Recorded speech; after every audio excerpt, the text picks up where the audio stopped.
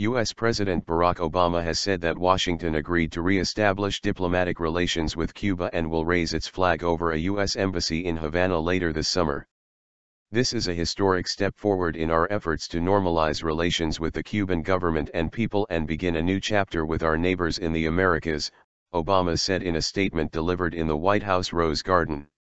A year ago it might have seemed impossible that the United States would be once again raising our flag, the stars and stripes, over an embassy in Havana. He made a point of saying Washington would not shy away from highlighting continuing disagreements over human rights and other issues. We will also continue to have some very serious differences, he said. That will include America's enduring support for universal values like freedom of speech and assembly, and the ability to access information. And we will not hesitate to speak out when we see actions that contradict those values. The president had campaigned for the White House in 2008 on a foreign policy platform of reaching out to U.S. foes.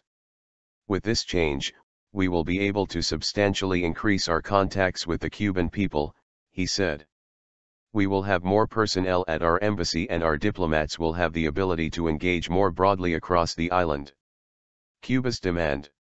Meanwhile, the Cuban government issued a statement on Wednesday asking the U.S. to stop its radio and TV broadcasts into the country, end subversive programs there and return the U.S. military base in Guantanamo to Cuba. Obama, who is focused increasingly on his legacy as his term in office winds down, noted the popularity of the change among Americans eager to travel to the island and among Cubans eager to have closer ties. He urged Congress to heed those feelings when considering the embargo lift.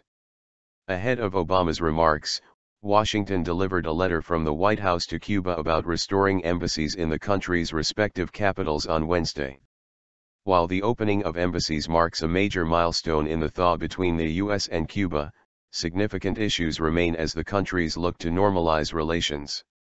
Among them, talks on human rights, demands for compensation for confiscated American properties in Havana and damages to Cuba from the embargo, and possible cooperation on law enforcement, including the touchy topic of U.S. fugitives sheltering in Havana.